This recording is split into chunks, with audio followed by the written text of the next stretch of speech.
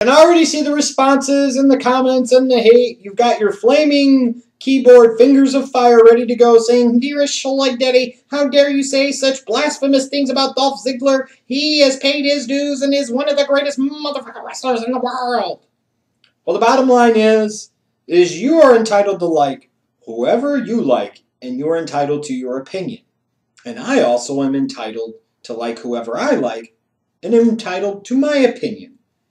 And in my opinion, I don't get what the big deal is. What is so great about Dolph freaking Ziggler?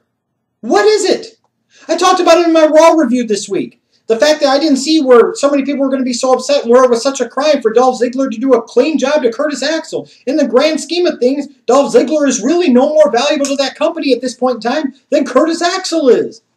And, I'm just wondering, what is it about this guy that so many people in the wrestling community on the internet, the IWC, the YWC, why do so many people love this guy? Why do so many people insist that this guy deserves a main event spot? I don't get it. I mean, if you're going to sit there and tell me, well, CM Punk and Daniel Bryan are in the main event and they're doing well, well, two things. One, they're both doing well as performers right now. I would agree with that. Number two, you could look at the ratings and some other indicators and say that maybe it's not the best thing for WWE's all-around business. That might piss you off, but just because it pisses you off, sometimes, the truth is the thing that pisses us off the most, and that's the facts, period. When you look at Dolph Ziggler, he doesn't measure up to Daniel Bryan or CM Punk. He doesn't have the unique character aspects of a Daniel Bryan. He doesn't have the charisma of a Daniel Bryan, let alone a CM Punk. He sure as hell doesn't have the mic skills of a Daniel Bryan, let alone a CM Punk. And when it comes to the in-ring aspect, you could say, well, these guys don't have the traditional WWE look either. You're right, they don't. But they're already both there, and they have other things that they're great at to compensate for what they lack in one key component of being a main event top guy. Those 5 tools that I've talked about before. Dolph Ziggler doesn't have those things. You want to talk about his in-ring work, he flops around and he sells. But that doesn't necessarily, A, make him a great wrestler, and B, make him a great storyteller, which is what the in-ring work is supposed to be, ultimately, is telling a story.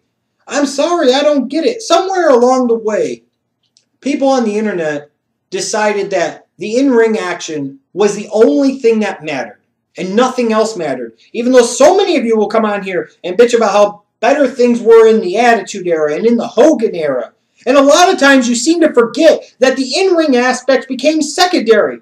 It's like Dave Meltzer started doing this 5-star rating system bullshit for matches, and all of a sudden, you say, oh, Dave Meltzer's got there. He makes 6 figures a year doing the Wrestling Observer newsletter and all this other crap. So as a result, he's got to be right. Therefore, the in-ring work is the only thing that ultimately matters. You became disconnected with the rest of the wrestling world, and I don't get it. You look at Dolph Ziggler, and I compare him to a Jeff Jarrett. I don't apologize for that. He's a guy to me that the only way he's a main eventer or a top guy is he has to be in a second-rate company, and he has to be consistently pounded and rammed down your throat and up your ass time after time after time after time. And even after that point, he still doesn't fully get over as a main eventer. He still doesn't fully get over as a top guy.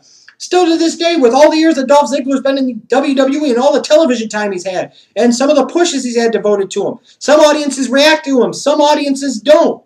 Did we ever think that maybe this guy just doesn't have it? You can like him and think he's a good in-ring performer, but that doesn't necessarily mean that he deserves a main event spot. What, are you going to tell me Tyson Kidd deserves a main event spot next?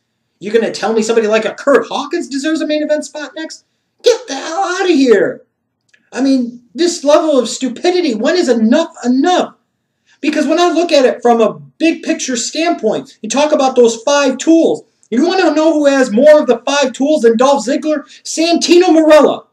He sure as hell has better mic skills, sure as hell has more charisma, sure as hell has a more unique character, has much more closer to the traditional WWE look. The only thing that he lacks compared to Dolph Ziggler in your perspective and your opinions by and large is that he's not as good in the ring. So that one thing, the in-ring ability, which Dolph Ziggler still doesn't measure up to Daniel Bryan or CM Punk, overwhelms everything else and overrides everything else. I don't see any of you coming on here and pushing for Santino Marella to get a big push, but because Dolph Ziggler's good in the ring, that's the only reason? Seriously, what's so great about Dolph Ziggler?